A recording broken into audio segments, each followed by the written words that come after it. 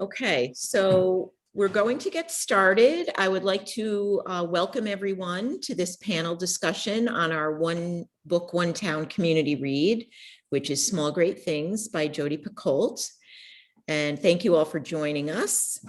I think everyone here knows me, but for those of you who may not, I am Lynn Zaffino, the director of the Easton Library. And we're really excited to have our three panelists with us today. And I'm just going to read a bio of each of the panelists before we get started. So we have Dr. Takesha Dwan Everett. She is currently the executive director of Health Equity Solutions in Connecticut. She has previously served as the managing director of federal government affairs with the American Diabetes Association and as a government relations consultant with Drinker, Biddle, and Reith, LLC, among various other positions. She earned her doctorate in sociology from American University with a concentration in race, gender, and social justice as it relates to social policy. She received a Master of Public Administration from the Center of Public Administration and Policy at Virginia Polytechnic Institute and State University. And she holds 2 Bachelor of Arts degrees in political science and interdisciplinary studies from the same institution. So welcome, Takesha, and thank you for being with us today. Easton resident Nathalie Taranto graduated from the University of Nebraska College of Nursing in Omaha, Nebraska as an RN with a BS degree. She practiced as a labor and delivery and newborn nursery and floor nurse, then as an office administrator for 2 OB/GYN physicians. Nathalie then earned an MED from Teachers College. I'm assuming that's Master of Education, Nathalie? That's right. From Teachers College, Columbia University, and went on to teach child and maternal nursing. And our third panelist is also an Easton resident. Karen Thorson is an award-winning writer and filmmaker. Her feature-length documentary about author and civil rights activist James Baldwin, The Price of the Ticket, is now considered a classic.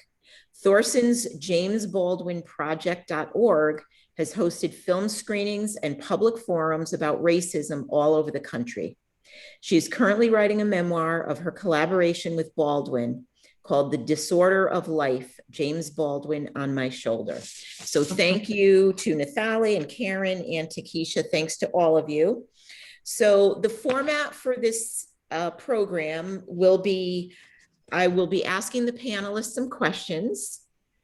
And excuse me, I just have to admit a couple other people. I can do that, Lynn, sorry. Oh, thank you. Okay. So I have a few questions for each panelist, and then I have a general question at the end that I'd like all the panelists to address.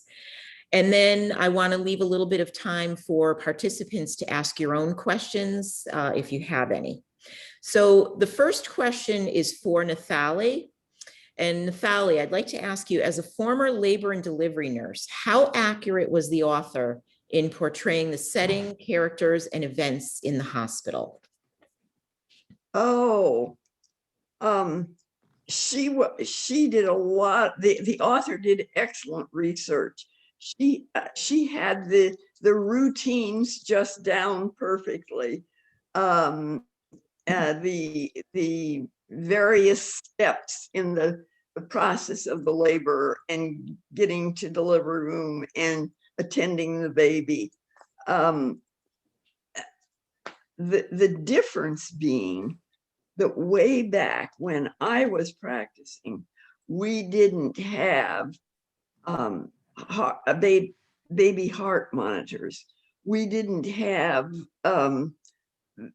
what's the procedure where they can see the baby? Ultrasound. Ultrasound, thank you. We didn't have ultrasound. So I was working with far fewer props than Ruth did. But I think the author did a very good job of setting up a scene for a non-health worker to get a really good picture of what was happening. Thank you. Yeah, I've heard that too. I had spoken to another patron of ours who's a nurse and who used to be a labor and delivery nurse. And she said the same thing. She said the author was spot on and really did her research. So that's good to know. So we're going to go to Takesha, and the first question I have for you is, in the various positions you've held, what experiences have you had in confronting biases toward patients or medical personnel? Thanks for the invitation to be here, and thanks for the question. I feel like there are so many different ways I could answer this question. Uh-oh, can you hear me? Yes. Okay, I think there's so many different ways I could answer this question. From one perspective, I can start with my own personal experience where I have seen kind of medical bias head on, and sometimes you don't really recognize that it's happening. I think that in the book, it was very overt and very clear that there was a desire to not have Ruth engage with the patients, and it was a very clear thing. But there are other times when it's really kind of subtle and you have to put the pieces together. And so I thought I would just share a quick story about about 10 years ago, I had a slip disc and I had gone to the doctor. Basically, we did x-rays and everything. She's like, well, the way your disc is slipped, you shouldn't have surgery or anything, but you're gonna need to like sit flat on your back or stay flat on your back for about 6 weeks and it'll self-correct. But in the future, you may continue to have some problems with this. So I already knew from this conversation that I'm a person who's going to have lower back pain or lower back problems from time to time. So fast forward, I moved to Connecticut and I find a primary care physician who I thought was really great. Personal kind of choices and biases, I purposefully sought out a woman of color to be my physician. And she happened to be an Indian doctor. And I went in one day because I had been experiencing some back pain initially that started radiating to the hip. And I was like, the hip's never been an issue here. So what's going on?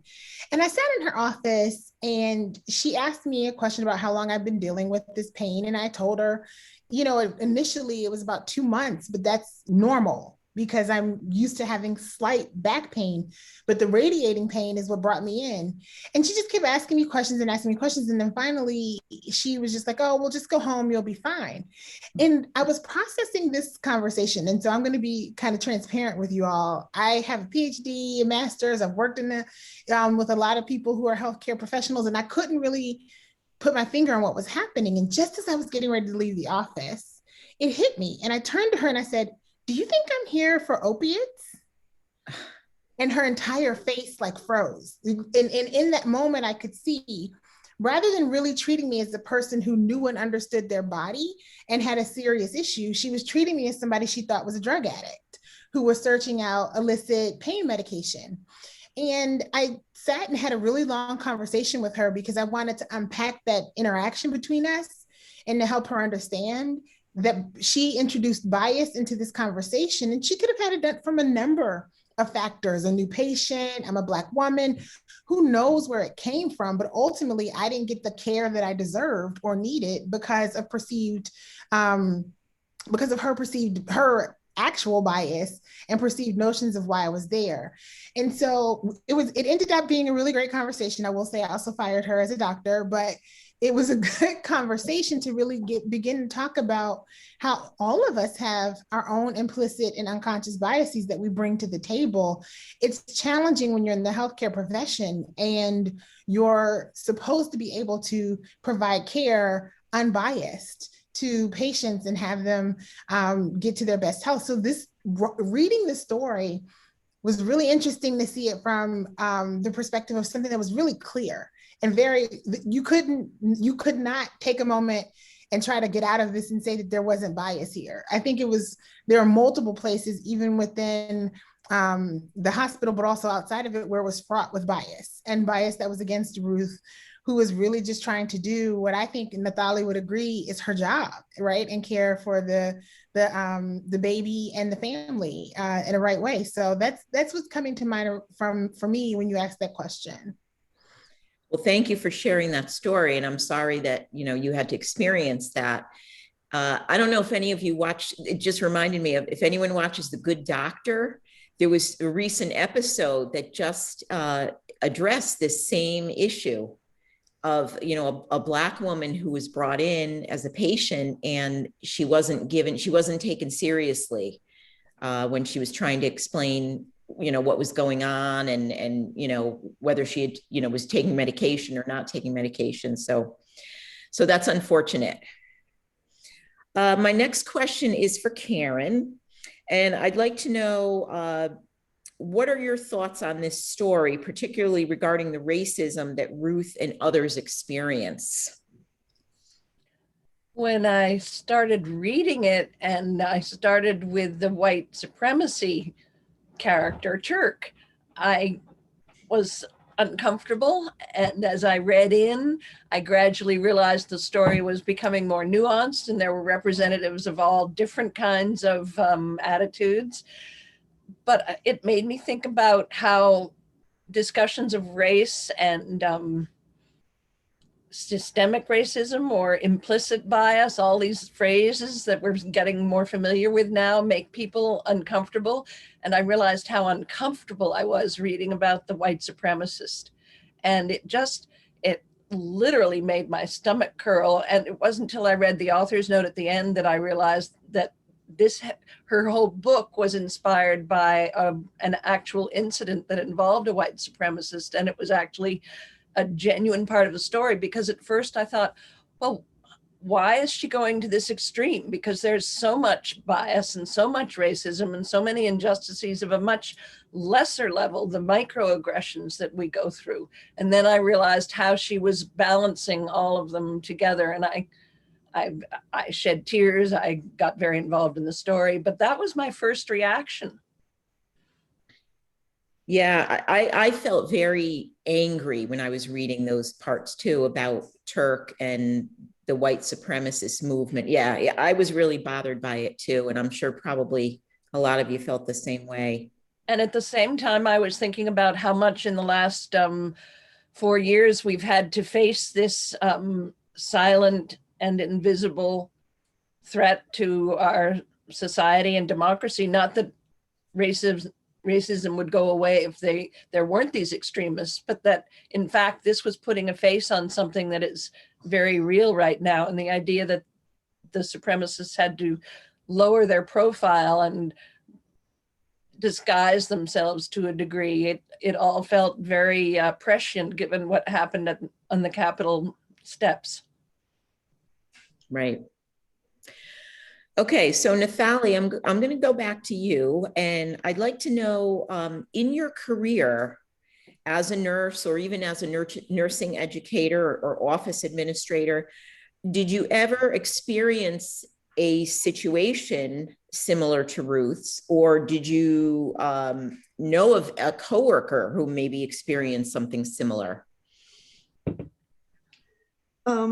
I did not no, I do not know of a coworker who might have experienced this sort of bias. I know that it was always there. And like the elephant in the room, nobody addressed it. I was not ever put in a position where Ruth was with any difficult parent or patient not wanting me to care for them of any race, color, or creed. The way I am relating to Ruth is that I also was sued. So I guess that's all I can say. I cannot relate to her in having been the object of racial harassment or anything like that. Thank you, Nathalie. We're going to go back to Takesha. What are your thoughts on this story from a social justice perspective?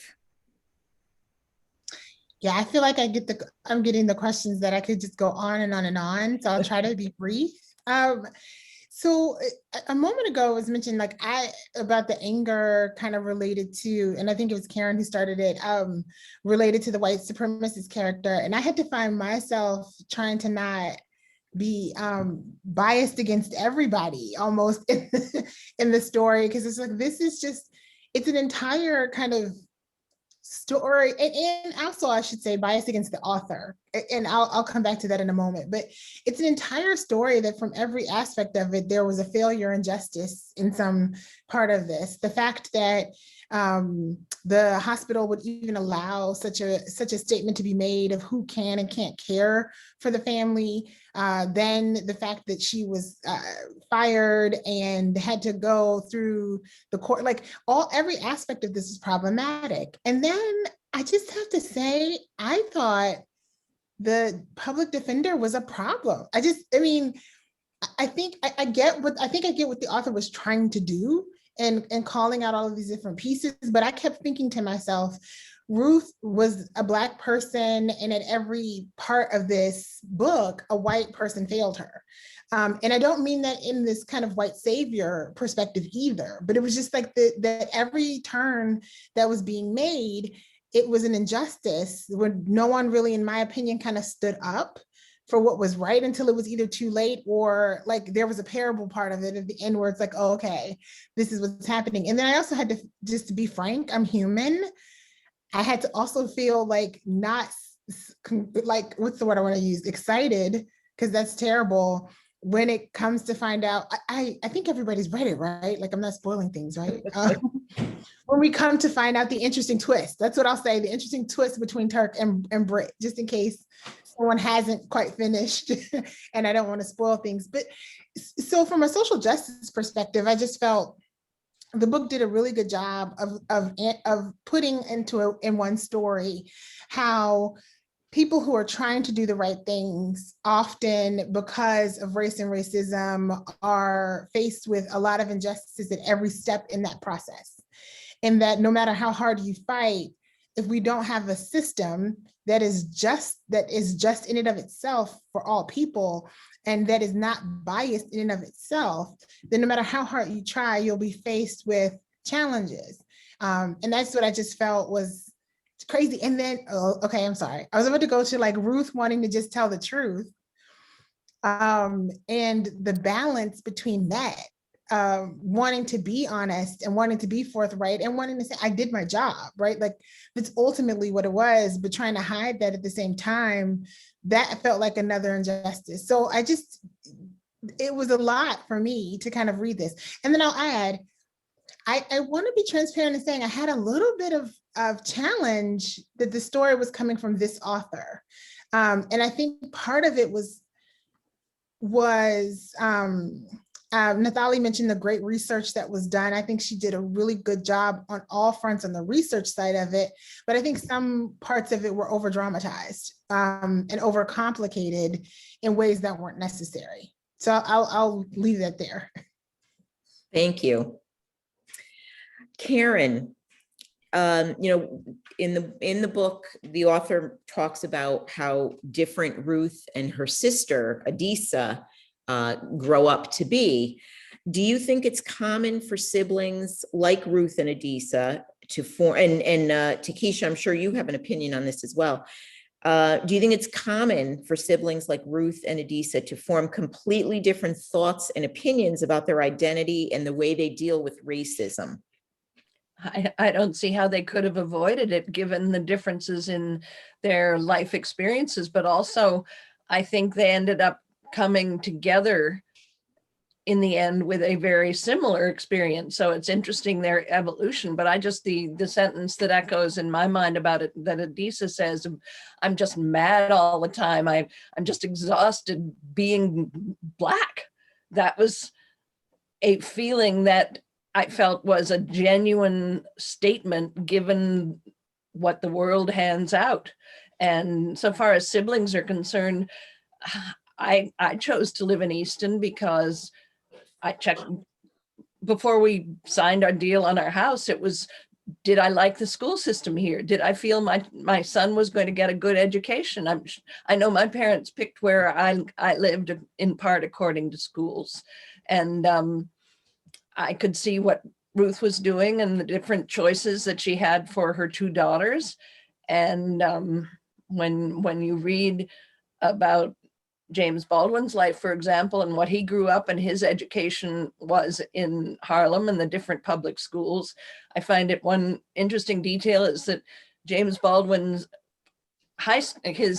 actually, I think it was his elementary school, had the first Black principal in the history of New York City. And he was very fortunate in that. But for another 40 years, there wasn't another one. And so just think about the differences in education. Again, using Easton as an example, when Wiley Mullins brought some freedom riders up to speak in Bridgeport, and then he took them into the schools. He took them to some Bridgeport schools, and then he took them to some schools in Darien, and what a difference they witnessed. So how I think things begin at the very beginning of life, and if you have an experience that is shaped a certain way, it's going to color things from then on. But I would like to think that the moment when Christina, who is a white character and good friend of Ruth's from growing up, perhaps Ruth spent more intimate time with Christina as a friend than she did with her sister Adisa.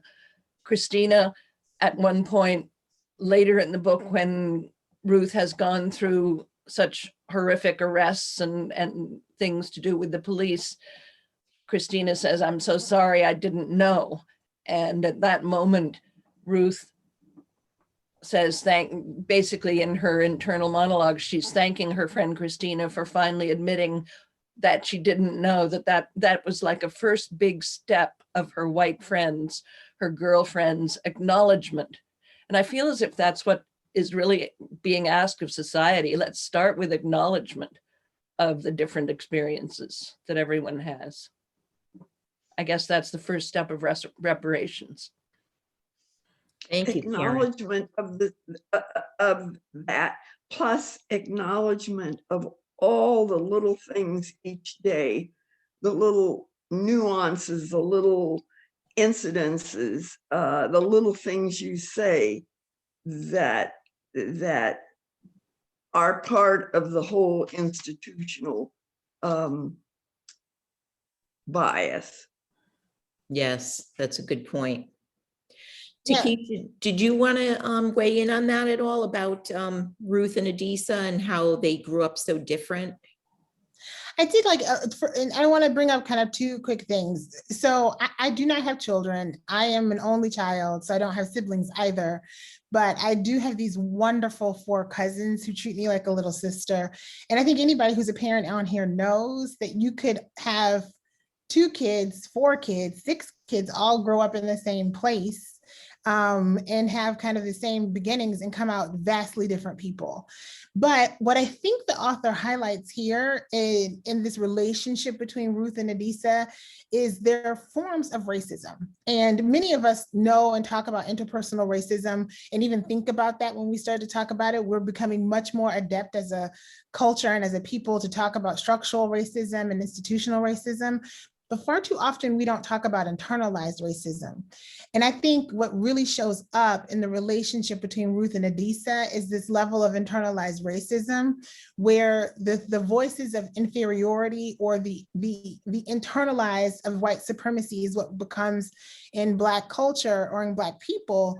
And you either adopt with the notion of the dominant culture or what is right and what isn't, or you work vastly hard against it. And I think that's the tension you see between Ruth and Adisa. It's this level of acceptance versus acceptance versus rejection that shows up there, but also kind of circling back to saying there's nothing like sibling and family love, and how you always, regardless of the pathway you start or how you go through it, you always come back to home, whatever that looks like for you and wherever that comes from. And I just think that's a powerful kind of play that's going on in that storyline.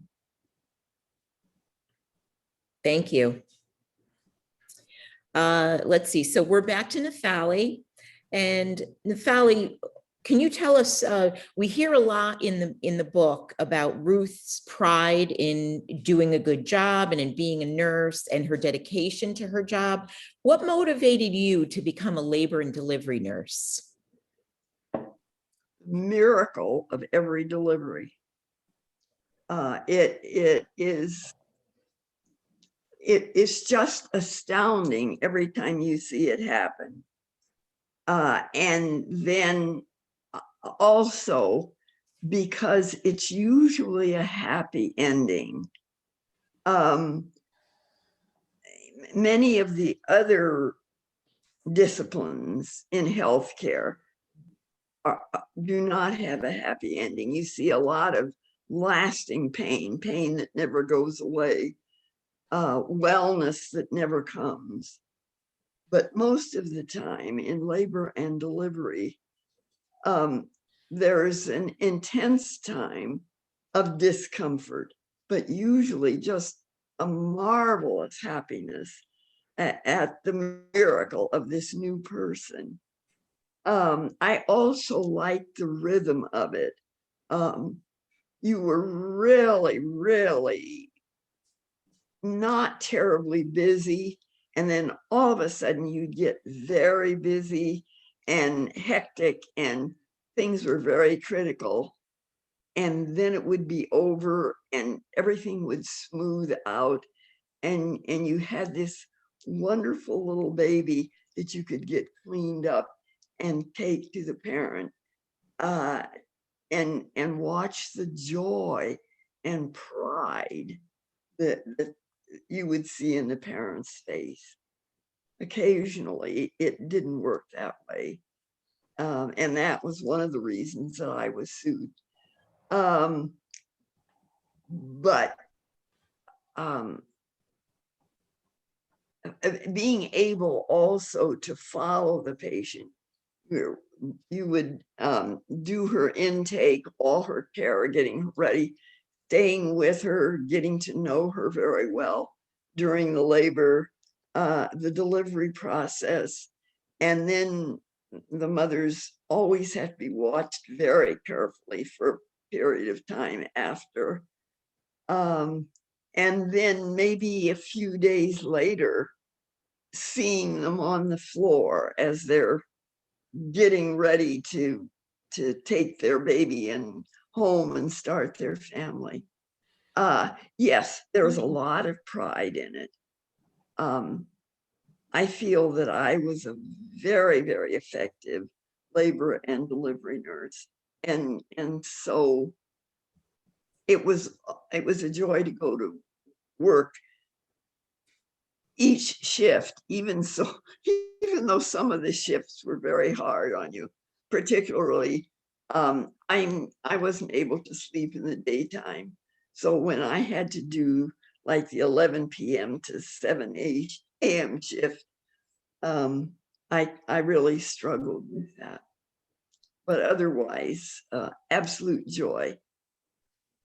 Yeah, that's great. Well, it's interesting that a lot of the things that you just said were echoed in the book by Ruth when it talked about, her feelings and thoughts about, being a labor and delivery nurse. So that's great. So Takesha, the last question I have for you, and you've kind of already covered this to an extent, but there may be something else that you want to add. As a person of color, how did you react to the book? It was really hard to balance kind of reading for the reading's sake, and I had to put it down. Like I did it as an audiobook, and I had to like just stop a couple of times because it was just a little bit much. So it was just kind of hard to kind of read it and to understand too that it was fiction, but based on reality. So there was just these real moments in there. It's just like, this is too much to kind of handle. I would love an opportunity, and I did not do the research to see if the author has done any interviews about why and how this came about and the structure of it. And I'm sure she has. I just haven't had an opportunity to look into them because I just am curious her why develop this character, why develop this narrative, why offer it. And I was particularly excited to participate in today's conversation because I'm interested in understanding the reception from some people. I did talk to a couple of my friends who did not receive it well at all. And I'm just curious kind of to see the ways other people kind of engage with the book and engage with the reading. But overall, I had moments where it was hard for me to make it through it, hard to not resent the author's perspective in the writing. But then also trying to accept there's a point here and there's some value to what's being offered, and to accept that what she's bringing forth can be more acceptable to many based on who she is, as the author was a bit to contend with as well. Those are interesting points. Thank you. And to your question about why she, not where she got the idea, but why she chose this subject matter. She actually does have a video, a short video. We had asked her if she would do some kind of a promotional video that we could use. And she sent us one. It was something she had already made up. It's not, individual to Easton. But in it, she does explain the background of how the book came to be. So it's actually posted on our social media on our Facebook page, the Easton Library's Facebook page. So if you're interested in seeing it, you can check it out there. And it is interesting. And I just want to comment on, what you said about it was hard for you. Sometimes you had to put the book down. And obviously I'm not a person of color, so I wasn't reacting to it, the same way as you would in terms of that aspect. But as I said before, just reading about this white supremacist movement and these characters and the terrible things that they did, I a couple times thought to myself, and this was actually my second or third time reading the book, and I thought to myself, it's really, really hard to get through some of these parts. I just don't see how anybody couldn't feel that way, because there are parts that are disturbing and that are hard to get through. Mary Beth, you're muted. You're muted. You're muted, Mary Beth. Just here I am. Even the language in some of it that's often when I had to just take a break, just the language being used by certainly the white supremacists and just the way they spoke to each other and about everybody. So yeah, the whole thing. It was disturbing. Karen? Well, I wonder, Takesha, if you meant that the white supremacist was difficult, or whether the one thing that was difficult for me going in, and I waited until I got to the author's note at the end, because I read a book and there's actually an interview with the author. And so she answered many of the questions I had, but I at first was actually uncomfortable because I thought, okay, now this white, relatively young female is taking on a topic that is not hers to own. And so there are the issues of cultural appropriation. But as I got into it, I could tell she had certainly done her research. She had clearly lists of history of white supremacy and in-depth investigations of the court and things I didn't know, for example, that it's an unspoken rule not to mention race in court. Or that to me was startling. And I think she tried to create characters who were believable, but her end goal, and I think, Takesha, you might find this the most interesting, it seemed to me that she recognized the danger of what she was doing as a white person trying to write to this topic. She had tried, I think, a decade or two earlier to write a book on race, hadn't felt comfortable, put it aside until she found an article in I think a Minnesota newspaper about a Black nurse who was actually in the position of Ruth and a white supremacist who took her to court. And then she felt she could do the story. Then she set out to research A, the courts, B, white supremacy. And then gradually you could see messages like what we have read perhaps in Ibram Kendi's book about how to be an anti-racist, the difference between inequality and equity, which is really an important point.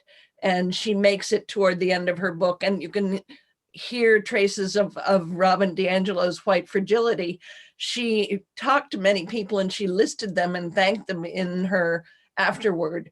And so you could tell she was educating herself. She felt motivated, I think, by genuine internal moral compunction. And 3, she said she was writing for a white audience, interestingly. She wanted to, this is her form of doing small, great things, where she wanted to help white readers go on the journey that she had been on herself to help open their minds. And that's valid. And in fact, she talks about white privilege a great deal. And at one point near the end of the book, when she says, ignorance is a privilege too, I thought that was a really compelling phrase, because what she's addressing is ignorance. And I believe that even in the town of Easton, there have been people who have said that they don't believe that racism exists. And so ignorance can be quite deep. And you need help along the journey, wherever you are on the journey. So she's jumping in the river where she can jump in. And so I give her credit for that. And the fact that it became a bestseller, obviously some people may have put it down, but I think some people probably got more information than they were expecting. And actually, I've read that it is going to be a movie. I'm not sure when. And Viola Davis is going to play Ruth, who I think is just a perfect. I can completely see her in that role doing a wonderful interesting job. So, Takesha, does that help? Yeah, I mean, it does and it doesn't, right? So I'm gonna do it. I mean, sorry, let me rephrase. It definitely does bring some clarity to questions that I had, but I'm going to add to it and say, I want to step up and be what I ask other people to do when I am in places and treat this as a brave space. And I still have challenges with why write this? So let me just go this way. I mean, Black individuals are not writing fiction about racism, right? The reality is she's a fiction writer, and that's totally fine. But the narrative for me was the narrative in some places was not her voice and not her place. And so I can tell that it's written for a white audience, because in the elaboration of how stark and the kind of the overproduction of the characters, particularly the Black characters, that's the best way that I can say it. And from my perspective, it feels like a writer who's not in touch with that community and doesn't know it, and so over dramatizes it a little bit based on information that's shared or information that was found. And so in many ways, I felt some of the white characters were less dramatized for me as a reader through my lens than the Black characters were. And I think that's where I was having a little bit of a challenge. I'm usually someone, I believe representation is important. I don't support cultural appropriation, but from a fiction perspective, I think anybody can write about things that are happening in our times when you've done a good job of your research and bringing that together, and even listening to multiple people and having that like all of the different ways you can bring that together. But I just had a really difficult time. It felt, in some ways, the Black characters felt inauthentic. And that was a challenge for me. And I also think I question whether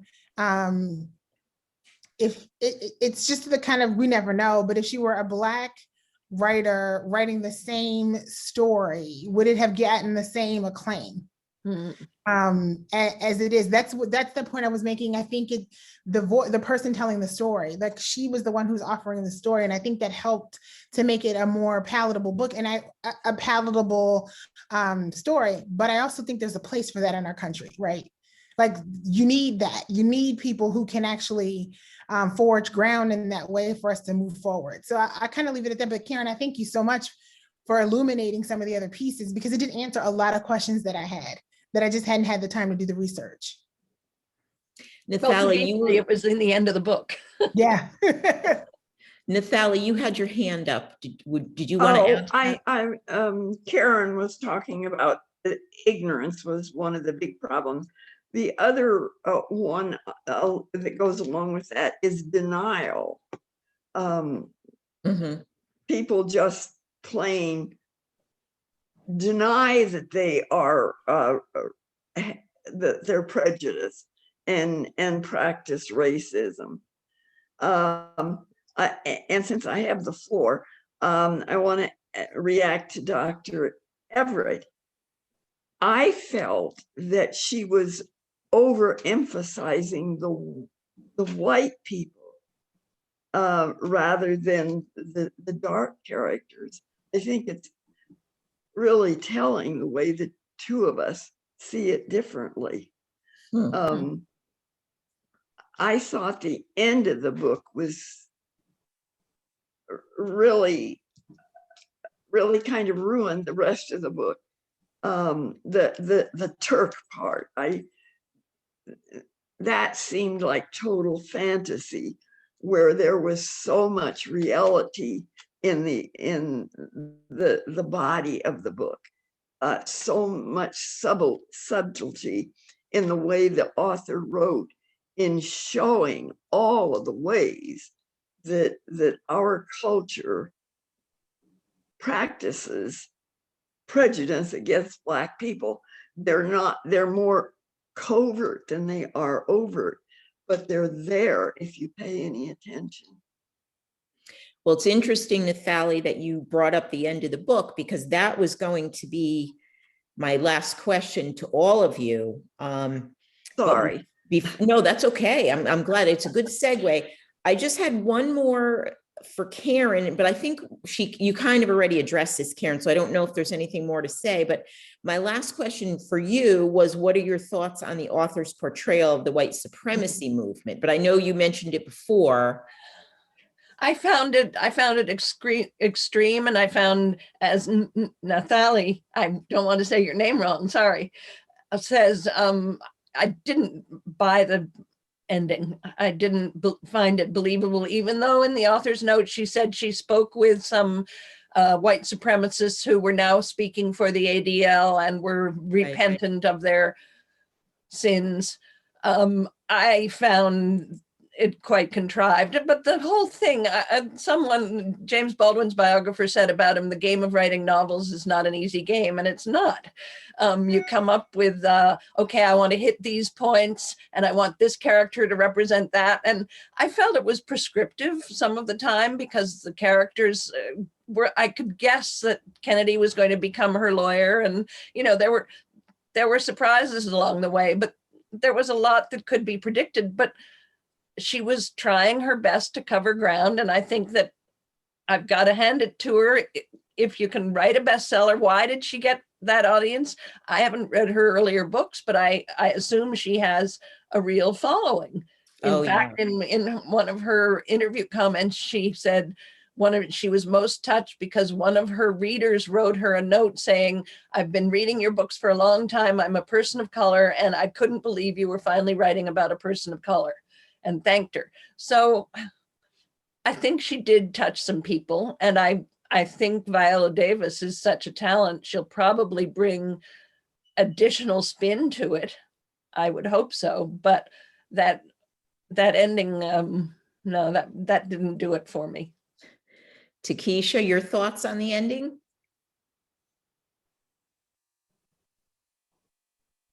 Brave Space coming again. I think that I I think it's just this goal to always have redemptive hope in in humankind. And so whether it's realistic or not, I think that's how a lot of books shape up. And my favorite movies and my favorite books are the ones that don't play into the everything has a good ending kind of perspective. And not that every part of the ending was a good ending, if that makes sense. But it just was like the redemptive hope part. And I was like, okay, I mean, that does happen, I guess. But I think there was definitely room for there to be a deeper way to end it. One of the lines in the near the end of the book is basically, you can tell that it's the author's voice, and she's speaking through Kennedy, and she says, use your privilege for good. That's her basic bottom line. She's trying to do that. It's a moral choice. And you don't necessarily agree with all of the ways she chooses to do it, but I salute her for doing that. And I think that's one sentence, that's one way of that sentence, that, sorry, I'm not using my words well. That's one way that sentence could go. Use your privilege for good, but there are other ways to dig into that, like question privilege, dismantle privilege. Like there are other actions that could have been put into there. But again, I just think there was this partial redemptive piece, but in addition to that, this kind of acceptance of what is. That's probably the better way to say it, even the redemptive piece. Acceptance of what is rather than challenging and forcing a world of what could be. I hope that's not the case. I felt as if she was not accepting. I felt as if she was trying to do her small, great thing toward dismantling. I think it's this Martin Luther King's phrase of the arc of justice. Well, we're all at different places along that arc. And I think where she was and is a different place than where she began. And I feel as if her readers are probably somewhat changed. James Baldwin, I keep bringing him up because that's my guy. But he said that if you can change the way one person sees reality, even by a millimeter, then you can change reality. Now, I admit that's a very glacial pace, one person at a time, but he does say that if you can just get someone to think about things slightly differently, and God knows we need that, that is a form of dismantling too. Absolutely, but I think that the kind of piece that I'm bringing into this, right, is that let's just take Baldwin in opposition for a second though, but I think Baldwin always questioned, right? Like he always forced the question. And when I said accepting what is, I don't think Baldwin would say something to the effect of use your privilege for good. It would be to question your privilege. Even if we paired it with use your privilege for good, there would always be, in my opinion, Baldwin leaving with and question whether you should have it, right? Like it kind of leaving it in that way. And that's what I mean by accepting what is. I agree. I think that there was in this beginning, not beginning, but the space where you are now to dismantle racism from where you sit. But it also just kind of felt to me in that sentence and in that wording that that's an acceptance of the what is, rather than the clear kind of that last little piece, question whether it even should exist, could have taken me there. But again, I think we'll see how this goes. There's a movie adaptation, there may be more books, there's more to follow, right? Because we all start a journey we all have to start a journey at some step. And I think this book had a journey, like took us on a journey. You mentioned the importance of forcing the question. And one of the questions in the course of the novel was Ruth talking about her son, Edison, and how could she in good conscience really say to him what she wanted to say is, you can be anything you want to be. And I recognize that difficulty. My own parents, because I was a female, made a big point of telling me, you can be anything you want to be. It's female or male. Well, I was not dealing with a question of color, but I was dealing with that. And I wonder about you, and I know you don't have your own kids, but what would you say to your nieces and nephews? I mean, I say the same thing that my parents said to me. I herald my father always as the first feminist I ever knew. Because he definitely did not have limitations on me based on race and gender. My mother didn't have limitations based on race either. It was always, you can do and be whatever you want. But it was always couched in the context of what is. So understanding that there's a world out there who does not appreciate smart, intelligent Black people as the norm, but think it is the exception, that you have to realize you are not exceptional, that you just are. And I mean, those are kind of the things, to be very clear, right? Like, it's harsh to say it that way, but just because and my mom, I have to, both my parents are gone, but I love both of them because I was a smart kid. I was all of these different things, but my mother would just be like, that's the norm, right? That's who you're supposed to be. That's what it is. Whereas many people treated that as exceptional. But at the same time, it was, you can be and do whoever and whatever you want to be. There are barriers that are going to be in your way. You have to blow through them. And you also have to question why they're there. This is the same thing I offer to my cousins. I was the first person in my family. I have mixed race cousins, and I was the first one to sit down and talk to them about race because they actually can pass as white, and being very clear to them about what passing is, because and understanding that at a time when passing was not necessarily a conversation, right? My mother's generation, my aunt's generation, they talked about passing. My cousins were born in the 90s. That's not a conversation that you're having because we're used to biracial and multiracial children. But sitting down and having a conversation with them about how moving in and out and between different cultures and what that looks like, and how you have to honor all parts of who you are and make that known so that no one makes a mistake about who you are and where you come from, and being able to again reinforce, be and do whatever you want to be. And it's tough, right? I'm a Southerner born and raised. I have Southern family members who are about just 1 or 2 generations removed from slavery.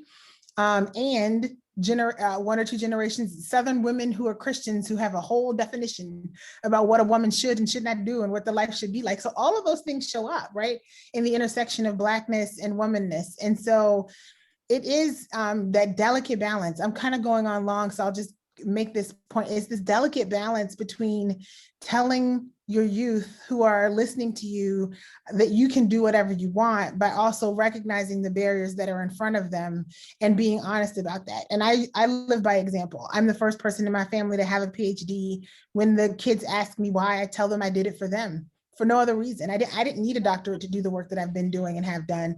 I did it because someone in my family needed to be the example that regardless of the barriers out there, you can do this. And that's what I offer. That's a big gift. Yeah, well, that was great. You made a lot of great points. It was very inspirational. So at this point, we don't have too much time left because I don't want to go too much past 3 o'clock, because I know everyone's got a Zoom, threshold.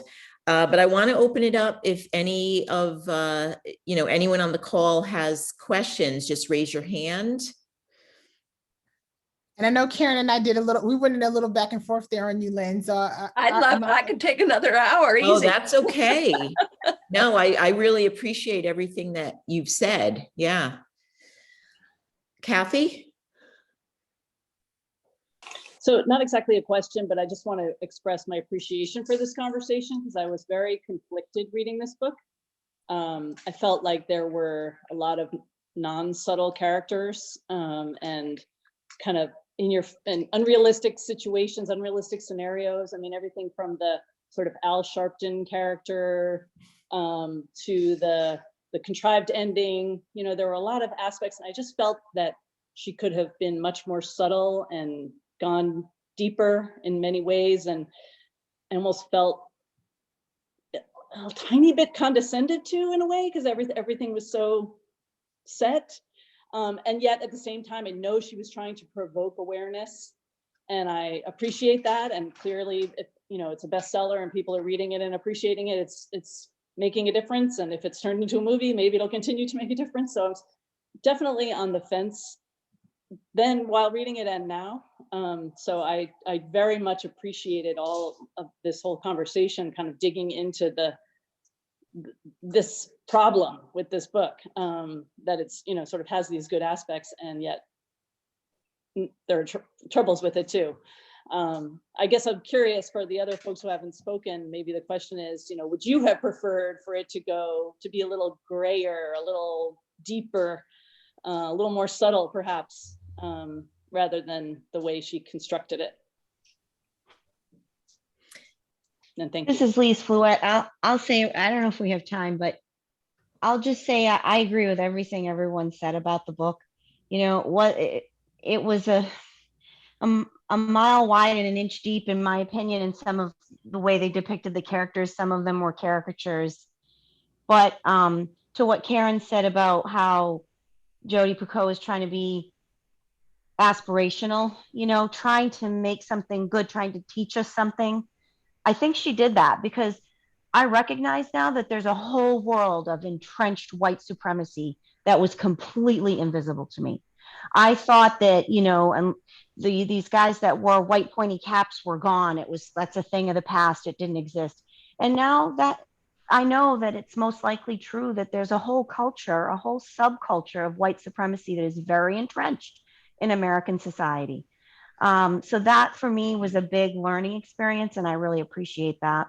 Um, to Keisha, if I could say, when you said some of the characters of color were not as authentic or believable, I have a colleague that lives in the UK, and she is a woman of color, and she's in the UK, and she read this book, and we did this little book group this past week, and she literally said the exact same thing you said, which I didn't really see that, but she thought that the characters of color were also not very believable. She was like skeptical about both of them, but she still did find a lot of meaning in the book as well. So I just wanted to say my little piece. Thank you. I have a question. I wondered if people noticed the definition of slave that was part of the narrative, where the mother was trying to tell the child that somehow, if you can say a more positive definition of a slave, that a slave is someone who didn't have choice, who wasn't given the choice about what things that person could do in life and what was done to that person in life. And I wondered, I guess I'm turning this question to, I also feel as if I should call you Dr. Everett, but to Keisha, what did you think of that definition? I'll be brief. I thought it was oversimplified. Um, um, and I just kind of moved on. I really did. I didn't think it kind of made me think back to, what was it, 4 years ago now, the whole controversy with Herman Cain. I was like, I'm missing the name, about whether the comment about forced migration versus voluntary immigration. And I was like, oh, this is a really oversimplified way of describing what was a horrid and long experience that haunts many people, not even many, everybody until this day. But I mean, it was you're calling into my mind a lot, though, to think about differently about this, because some of this might have been purposeful, and I don't know that I paid attention to whether Jodi was being purposeful in some of these oversimplifications or dramatizations. I can just answer that's how I reacted to it. Lynn Nathalie has her hand up. Oh, thank you. I was just making a note of something. I Thank saw you. that. Nathalie. I'd like to ask Dr. Everett a hypothetical question. I grew up in an area living with American Indians all around me. The prejudice is just heartbreaking. And I'm wondering whether you have ever thought about whether the prejudice against the Black people and the prejudice against the American Indian, is there any relationship? Are we ever going to make any progress in making it better for either of these groups? Thanks for that question. So historically, there are a couple of things that are clear in the United States, and I'll be brief as possible with this. There are a couple of things that are very clear in the United States. The anti-Indigenous and anti-Blackness reality of our culture in the United States is real and prevailing.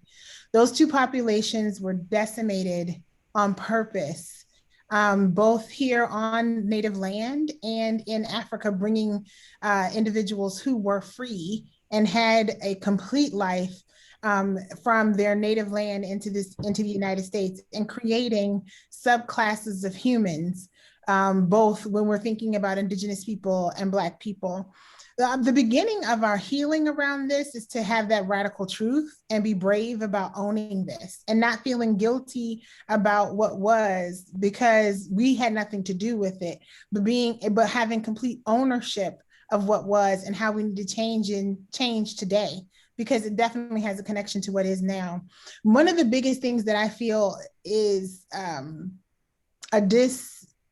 disservice to people of color generally is the intentional separation that has been made, and the intentional separation between Indigenous people, between Black people, between other cultures who have migrated to this space here, how we try to make everybody separate and really force this question about force this notion that you need to be as far away from Black and being African American as possible, and as far away from being Indigenous as possible.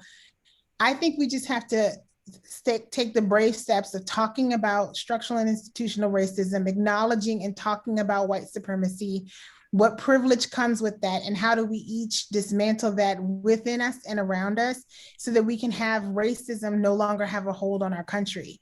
We can't do that if we still have people who are unwilling to make the connection between the Proud Boys on the Capitol and what they were able to do versus the protesters who were enraged and arrested and continuously bombarded and rioted and tear gassed in the summer because of the deaths of Ahmaud Arbery, Breonna Taylor, and George Floyd. If we can't have those conversations, we can't heal.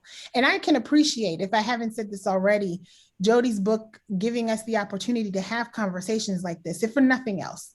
We can say all of the things, contrived endings, oversimplifications, over dramatizations, but it brings together the opportunity for a group of us, the dozen of us who've come together on this Saturday who may not have come together otherwise, to begin to have conversations like this and to figure out, how do we become the change? How do we become the start? How do we dismantle racism in its hold in Easton and in the rest of Connecticut? Which leads, Lynn, do you have any idea how much of the population in Easton read this one book, One Town? I do not. I mean, I know that our copies have been going out. You know, we have, what do we have, Mary Beth, about 20 copies of the book? Yeah, I believe it's 20. Yeah, and I would say at any given time, like half of them have been out. So it is circulating very well. You know, I'm hoping that a good percentage have read it or plan to read it. And we have another discussion planned for March 25th. It's a Thursday evening at 7:30. And that will be just you know, I guess a garden variety book discussion. So there won't be panelists and questions. It'll just be a discussion among, you know, the participants in terms of the story, the characters, you know, the plot, the themes. So that will be March 25th. So I hopefully, also, sorry. Oh, go ahead. I'm sorry. No, I just was going to say, if there were only 20 books and maybe half of them out at a time, I suspect there may also be other readers who, like me, I mean, Dr. Everett, you listened to an audiobook. I bought a copy because I like to note in my margins. I scribble my books. So once you put a title out there for people to pay attention to, I hope there are readers. I wanted to ask Dr. Everett, if I may. You said this is a good opportunity for people to come together and think about what can be done. And I wonder if you have advice about going forward. What would you like to see? What would you encourage? Sorry, you're asking me this just as the puppy starts barking. So if you hear a puppy in the background, there's a 9-week-old Maltipoo who's like, lady, come and get me. But I think just that very point that I made about like forcing the questions and asking those uncomfortable questions, walking, like when people are noting that they're uncomfortable or couldn't read, like really dig into well, why was that? Like what made it uncomfortable, and how do we become more comfortable with being uncomfortable? And what I mean by that is like that the status quo is easy. We can keep walking through life and thinking that if we don't see white hoods, that racism is gone, right? Like that's an, and I don't mean to be funny, but that's an easy way to go. If we can't see it, it doesn't exist, right? And I think forcing ourselves to ask questions, how is white supremacy and privilege showing up in the smallest of ways in our daily life? Like taking this book and showing how it was so overt and so clear, thinking about it's not as overt anymore. What is it in our town, in our state, in the ways that we see it? How is it showing up? And what are we going to do to really kind of combat that? And I argue, there's a lot of conversation you can have there. So I just say, start by asking some of those questions. Like, what are the lessons? What are the things that we're taking away? If this is a one book, one town initiative, then what are we doing as a town to ensure that something like this in any sort of way isn't happening here?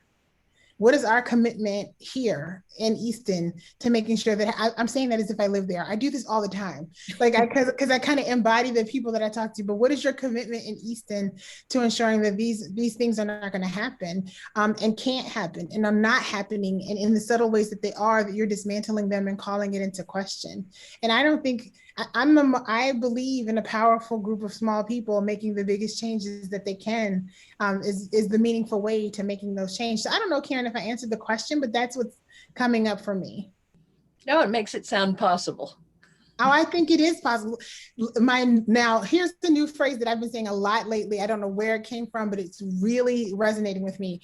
Racism, no matter who, what God you serve, or if you're spiritual or not, if you believe in spiritual realm, know that we all know this, that racism did not exist in the spiritual realm. It is not the spiritual realm that created it. It is human. It is man-made. And thus we have the power in our hands, bodies, and minds to dismantle it because we made it. Good point. Yeah, that is an excellent point. Does anyone else have any questions or comments?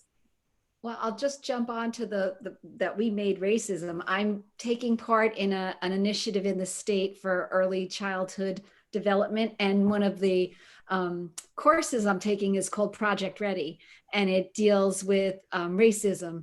And one of the modules I read about had something about the fact that the term Black and white wasn't really used until the colonization of the Americas in the 1600s.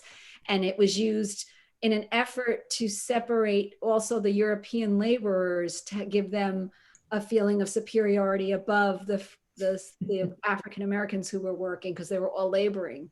And so that's when the voting thing, like all kinds of like owning land, you can own land if you're white. And so, I mean, at that time, I don't think Irishmen were considered white, but all the other Europeans were. And so that was the beginning of the Black and white. And I never knew that. And I just said, I just didn't know that's where it originated in our country. So I just thought I'd share that with you. Yeah, that's interesting. And also I want to mention that if you haven't read the book Caste, I highly recommend it. It is, first of all, it's wonderfully written. And it's just very eye-opening, and it's just really, I can't say enough things about it. So please read it if you haven't. And, there were things similar to what Mary Beth is saying too, that, I read and said, well, I never realized that, so yeah, highly recommend it. Nathali? Just want to say, Lynn, that you have done a small, great thing, lasting repercussions by getting this together. Oh, thank you. Thank you.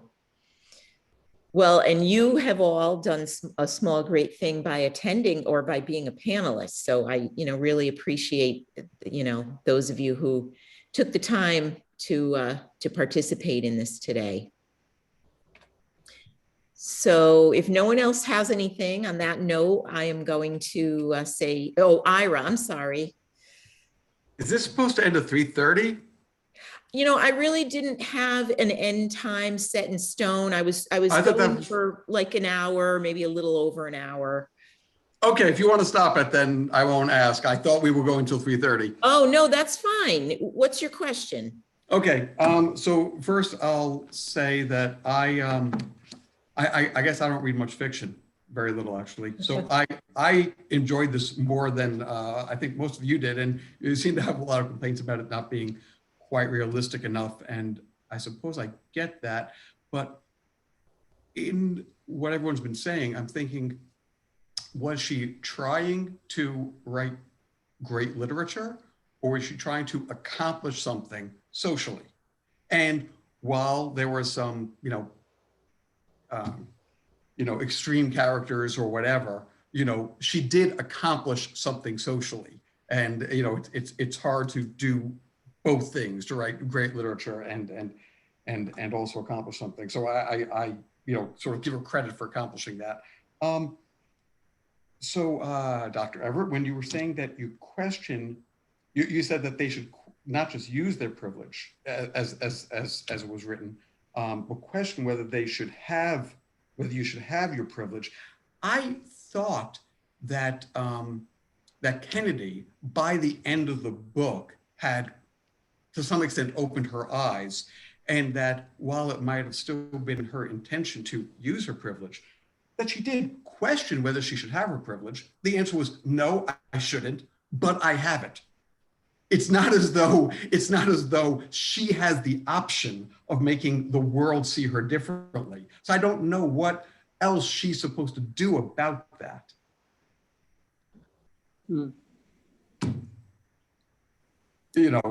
So that was one perspective. Keisha, did you want to weigh in on that? I mean, I don't know that we get enough of what's next with Kennedy, right? So when I'm saying kind of question, should you have the privilege? It's also then with that questioning, what do you do with that? So how are you calling into question other times when privilege comes up? And I just don't think we know enough about what's next with Kennedy. Right. I mean, the sequel and the sequel, whatever. I mean, awesome to get a sequel though, right? Like the Book of Kennedy. What's next? I mean, right. One can hope that some of the mistakes she made in this book, she will not repeat. She'll make new mistakes and she'll learn from them. But for a while we were talking about the difference between Adisa and Ruth growing up in the same household and being different. And I don't think we talked about, Adisa being much darker than Ruth, and but how that factored into it. Frankly, I finished the book around 6 weeks ago. Maybe I've forgotten a lot, but I mean, I don't know if that was in fact central to the different paths they took, or was it much more individualized? I don't know. Can anyone say anything about that and enlighten me? Well, you talked about your nieces and nephews. Some of them are light enough to pass. And you say things are different now. How different are they and why? Oh, go ahead. Somebody else want to say something? I was just going to say, particularly because this book was published in 1961. So if she wrote it in 2020, not 1961, 2016. So if she wrote it in 2021, how different would it be? Have we made any progress since 2016 to address any of the things that she addressed? Yeah, so I just to go on record, colorism is real, and it still is a huge issue in every community of color that exists, period. And particularly in the Black community. And when I was making the point of saying it's a little bit different now in terms of passing than in the 50s and 60s, what I was referencing there is that multiracial and biracial children are more accepted and understood in our culture today than it was then. So now it's just it's a question of, it's much less, I think passing is a little bit more subtle, I think is the better way to say it now, in the sense that you have to make a choice when someone is going to call you a race or refer to you in ways that may not be your full identity, how you react to that in the same way you did then, but the response and how you come forward now is a lot more acceptable than then. The repercussions are the same. Your loss of privilege could be very much the same. And I think this is the conversation we were having with my nieces, not my nieces, my cousins, when they were growing up, is to fully acknowledge they present as white kids. Like when you see them, they present as white children. And it's the point of making it clear, saying, you're gonna have to identify and acknowledge to people that you are Black. If that's what you want, if you choose to, you have a choice. You can continue to allow people to let you pass as white, or you can say, no, I am Black as well. And I think there's just a difference in how often we see that and whether we question that and how we ask about it. Now, we may, I know, I'm thinking about some cousins that I had who grew up who could pass as well. And the default in the 60s for them was for someone to either say they were white or Black. Now someone might ask you more clearly, right? Like, how do you identify? And I just think we have a different, more multicultural, a more multicultural society than we did then. That's all that I was making a point of saying there. But going back to Ira's point, colorism is clearly a factor she's making in this book. And I think trying to make that clear depiction of how we accept fairer, closer to lighter Blacks in general over darker skinned individuals is very clear, to me, a clear point that was made in the storyline between Ruth and Adisa. I have a question for Dr. Everett. I mean, what do you think about the mother's decision to school one child one way and the other child the other way? And the mother, just the whole mother figure, she was almost like a saint. But I just think that the fact that she schooled one child one way and the other was maybe a little bit iffy. It just, all I will say is I resonated with that part, not in my personal experience, but in the personal experiences of family members that I know, and the decisions and choices that people made. And regardless of how your mom is always going to, particularly in the Southern culture that I was raised in, mom is always the same. And you see this even when there are sometimes people don't make the best or right decisions for their kids. They're still kind of sainted, if you will. So I just resonated with that because that's the experience I know of so many people in my own family. And I know that there are other people who've done this, but I can make the clear, what's the word I want to say? There are clear economic and educational differences in my own family based on color. I wanted to bring up something, noticing what you just said, Dr. Everett, well, not just a few sentences back, but you said when you were talking about your nieces and nephews, and you're going to have to say and make a choice, but the way you said it, you said, you're going to have to say that you're Black as well. And I find that really positive and telling because in a way it's allowing a multiplicity of identities instead of a categorical schism between the two. Yeah. And for instance, when Edison says to Ruth in the book, she's on the phone and she gets off the phone and he says, were you talking to a white person? And Edison and Ruth says, well, yes, why? And he says, your voice changed. Well, that's a schism that is not necessarily positive to me because it means that you have to role play to a degree to fit in different societies. But if you can be, as you said, Dr. Everett, Black as well, and also swim with the fish in a larger pond, not deny your culture, but be allowed to be part of, as at will, a larger culture. That seems positive, is it? Well, it can be, but it's also about who and how, what's the word? Who's doing the empowering here on this? So I received the clearance from my cousins to be able to talk to my younger cousins the way I did. which was in our family, we made a choice to acknowledge wholly and fully, and we're from Virginia and North Carolina, but we made the choice to acknowledge wholly and fully that these children are Black and white, not just Black. And so we, and they're rearing and they're in their 20s now, and they'll tell you this is how they answer and have answered every questionnaire since they were able to do so, that they are Black and white. They don't consider themselves multiracial. They don't consider themselves biracial. They don't consider themselves white. They don't consider themselves Black. Now we know Southern law, we know law period says one drop rule still exists. Those children are Black. That's just how it has been. But that's not how we chose to raise them, because we wanted to make sure that as a family, they acknowledged all parts of who they were and had that option. How do you fill in a questionnaire when it's digital and you have to check a box?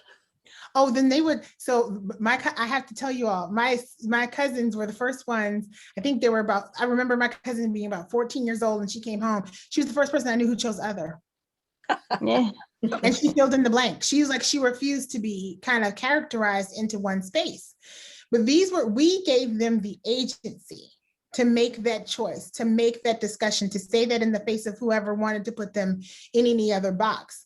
And recognizing that they could have chosen to just say that they were white. And by the way, they now have, the oldest of them has children now. He married a white woman, and those children are completely, they can completely pass. I argue the two of them on any given Sunday, they can't pass, but their children for sure can.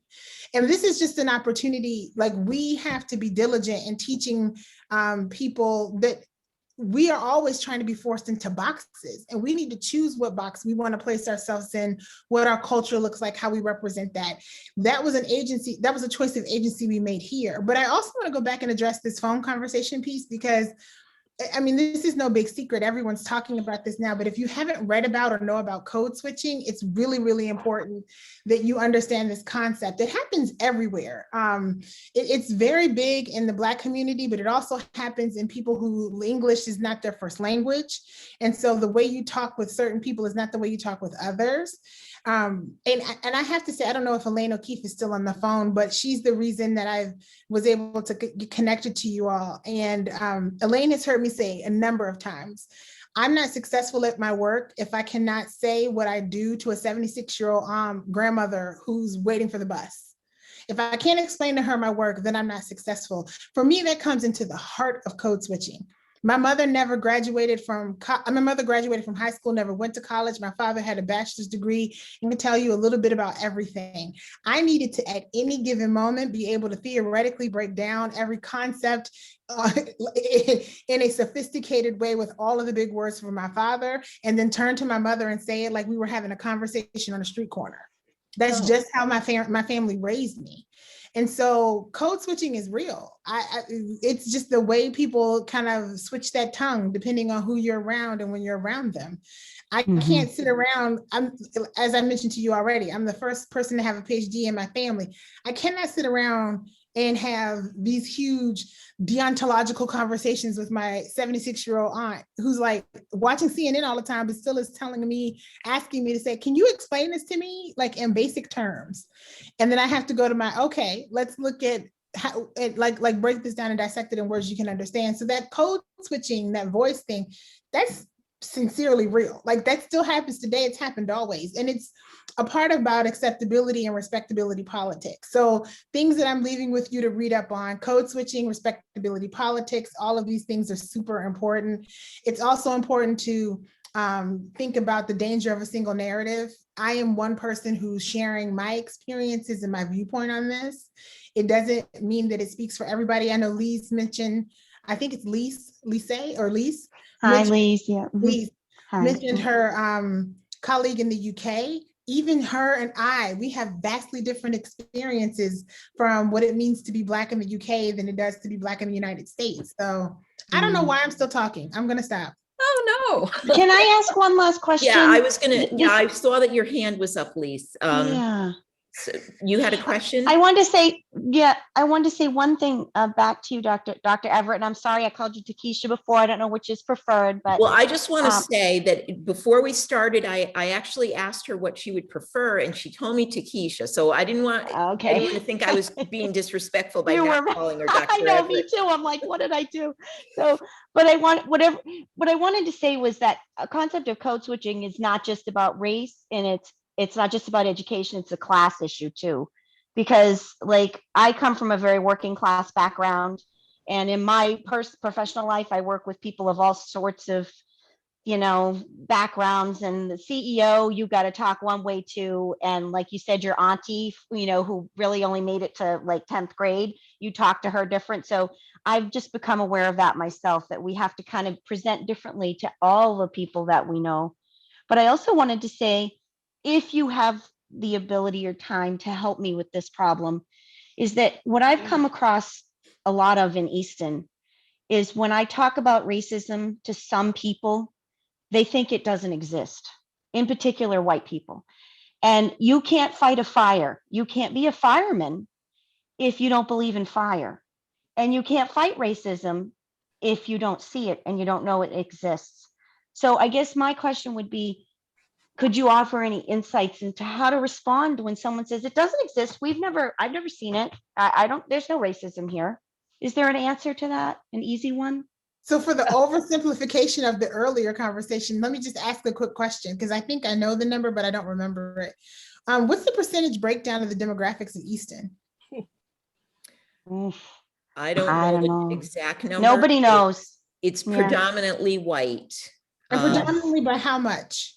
Oh, I would say probably, well, if you're 90 something. It's probably like 0.5% black. Yeah. Yeah. So just stay right there. That's the point. The single point, period. How do you become a town that is overwhelmingly 90% white if racism doesn't exist? When the entire state is has a more diverse population than that. Yeah, you're right. By design, like this is the thing, like by design, we have more diversity in the state than you have in your one town. And that is the case in a couple of towns, period. If racism does not exist, particularly structural racism, why is that the case? Why don't you match the diversity overall of the state? Because it means at some point in your history, at some point in how you've welcomed or not welcomed people, and some point of how your policies are derived, or all kinds of things, it is not deemed a place that's welcoming for people who are not white or who are not the majority white. And in order to address that, you have to begin to break that down and have that conversation. I don't know who said it earlier, and I'm not trying to pick on people because it is the way we all choose to live where we live, but statements about, I chose to live here because the school system. What are you really saying when you say that? Like, what does that really mean? And I don't mean that like about Easton, but what does it mean that you chose there versus somewhere else? Because it really is a statement about what that school system looks like. And why does it look like that way? What's your history with racial covenants as a town? What's your history with, stop it, sorry. What's your history with, with redlining as a town? All of those things kind of come into play around why racism does exist. The other piece, Lise, is to make sure that people are not focused on interpersonal racism. If you're 0.05% or 0.5% people of color, it's going to be hard to have a conversation of whether you've seen interpersonal racism or not. You don't see people of color. But if you think about, again, how does a town get to the point in the space that it does not match the diversity or meet the diversity of the town, of the state and or the country? That's where you can start your conversation. I love your analogy. If you don't see a fire, you can't be a fire person, right? Like if you don't see fire, you can't fight a fire. If you are a place that does not have people of color, then you can start to ask the question, why? Yeah. Why are people not settling here? Yeah, evidence is right before us. Yeah. The evidence of racism is we're living right in the middle of it. Yeah. Yeah. I never thought of it that way. Thank you. I have a question. One of when I was making my film on James Baldwin, I had to go through a lot of archival footage of him talking to the world. And the statement that took me the most aback, and I find myself frequently repeating, I'll say the statement, but I wanted to ask, is this, it's almost in my mind, well, I better say it because I'm going to rhapsodize without making sense. He said, as long as you think you're white, there's no hope for you. As long as you insist on thinking you're white, I'm going to have to think I'm black. Mm. Mm, Now, yeah. to me, that's a place where you begin fighting racism, but it's also like a utopian statement of where we might get to. It's sort of a sandwich of ideas.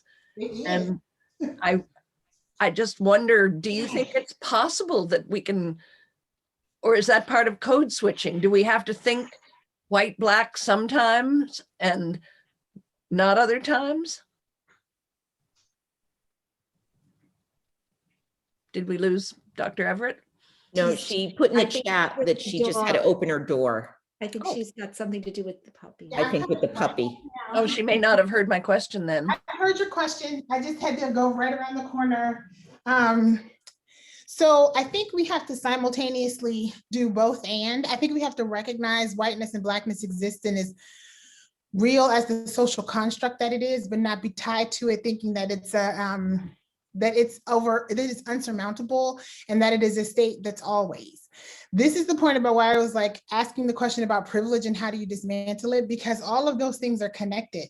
We've created these social constructs, we can dismantle them, they don't have to exist, but we also have to recognize the lived experience with blackness and the lived experience with what whiteness is, particularly the ignorance of it, is so profound and deep that we have to really unpack that in order to dismantle it, in order to get past it. All right, I'd like to wrap up. I'm going to take, Ira had one last question. Oh, no? Okay, because I saw your hand up. All right, you sure? Nathalie, did you? Speaking to Dr. Everett's question about why there are not Black people in Easton, a historical society representative, a Easton Historical Society member, wrote an article in the Easton Courier today or yesterday, I'm not sure which. And Was it you, Ira? attempting to explain why there are no longer Black people in Easton, that they started out as slaves. Many of them were either able to buy their freedom or were freed. They tried to, this was totally farming area. They tried to set up farms, but they really didn't have enough money to buy a lot of the land. So they worked as sharecroppers. And then the Easton farming became no longer really profitable. So the Easton farmers moved out west. That left no secondary jobs for the Black people. So then they moved to the city to get jobs. That's one very simple explanation. Thank you, Nathalie.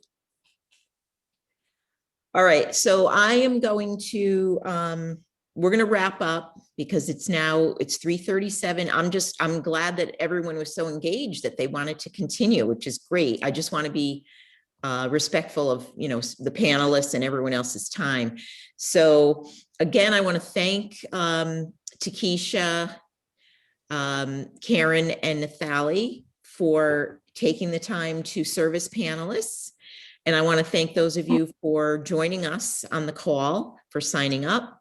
I thought it was great. I hope everyone enjoyed this and found it informative and enlightening. And, spread the word about the book. Tell your friends and family and, fellow residents to read the book. And hopefully you'll join us on March 25th in the discussion. Will you send out a reminder? Well, there is a sign up on the, I can sign you up if you'd like. I'm going to sign up to you, Keisha, because I saw that you wanted to come as well or attend. That's going to be Zoom as well. But I can sign you up, Karen, as well. But it's right on our website. If you go to our events calendar, it'll be there. So thanks again. And I thought this was great. I really enjoyed it. And I hope everyone has a great weekend. And actually, I just looked out my window and it's clearing up. So I can take my dog for a walk and get some exercise myself. So that's good. Thank you, So, Lynn. Thank so much. you. Have a great weekend, everybody. Thank you for doing this. You're welcome. Thank you.